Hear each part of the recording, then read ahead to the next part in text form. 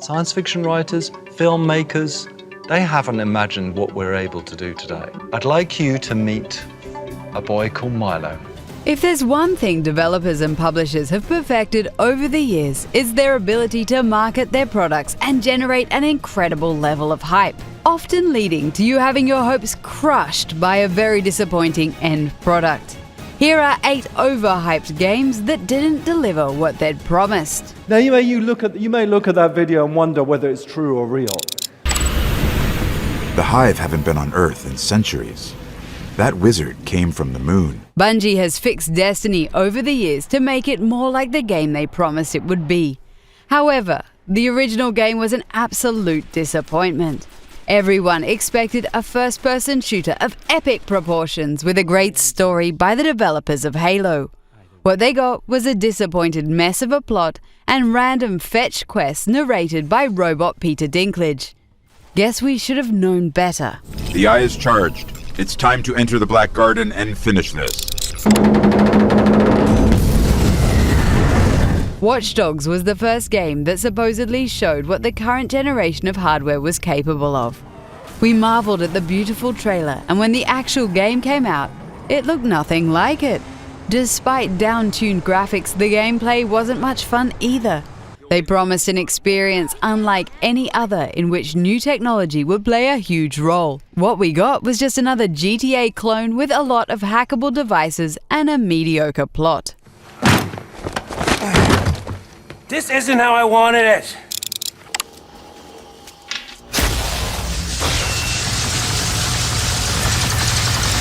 Evolve promised to ring in a new era of asymmetrical multiplayer. The trailers in which 5 human hunters fought a huge player-controlled monster looked like so much fun. And it was fun, for a couple of hours. Playing as the monster got boring pretty quickly, and being a human hunter was often very frustrating.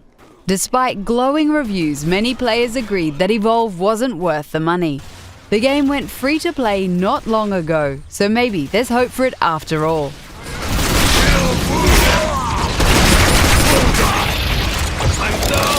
The board resembles a blank skate deck. The only difference is you're doing it interactively with a high-definition video game. Prior to its release, Tony Hawk Ride was touted as the next major advancement in video game interaction. How cool is it to give players a physical skateboard that transfers your movement into the game? But the skateboard didn't work at all.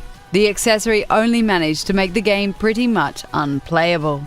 It's amazing that Activision didn't get into any trouble for false advertising, because Tony Hawk Ride definitely did not deliver what it promised. When I stood on the board in there and I got that sense of flow, I thought, wow, this is like the first time I could really get into a game. Hi, my name is Randy Pitchford and I'm the president of Gearbox Software, and I'm freaking out because we are making an Aliens game. Aliens: Colonial Marines is a very bad video game that totally got overhyped before it came out. Fans were promised a game with great graphics and an interesting original story that was in continuity with the films. What they got was an ugly game with incredibly stupid AI and boring gameplay. It was so poorly received that angry gamers actually filed a lawsuit against Sega and Gearbox. That's how bad they messed up.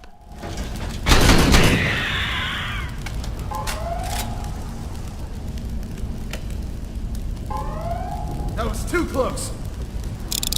This is a huge day, not just for gaming, but for all of entertainment. Now, just to be clear, I am the last human speed bump standing between you and seeing the world premiere of the next generation of Call of Duty up on that screen in a couple of minutes. Call of Duty Ghosts is widely seen as the beginning of the end for the Call of Duty franchise. The game was supposed to be the first next-gen Call of Duty, and the level of hype it generated was insane. However, the game, to put it bluntly, sucked. It was possibly one of the worst Call of Duty games to date, and failed to use the extra power of the new console in any meaningful way.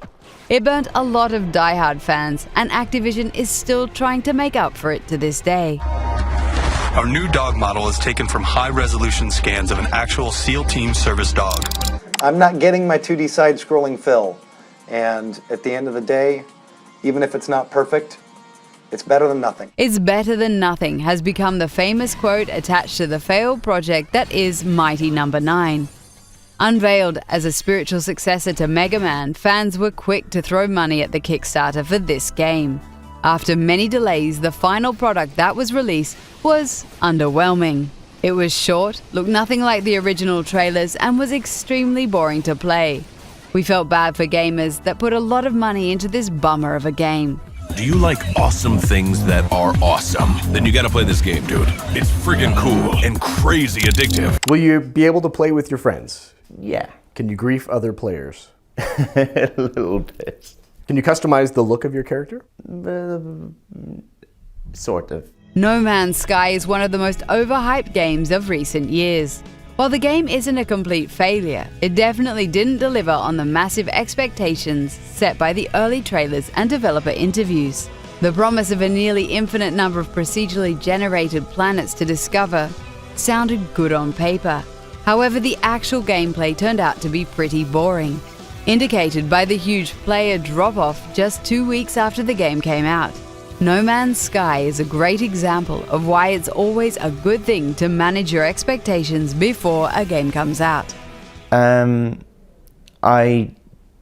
worry about, disappointing people. Did you ever get burnt by the hype machine? Let us know in the comments. And do us a favor by liking this video. Stuff that'll make you faster and stronger and make the bad guys cry like an anime fan on prom night.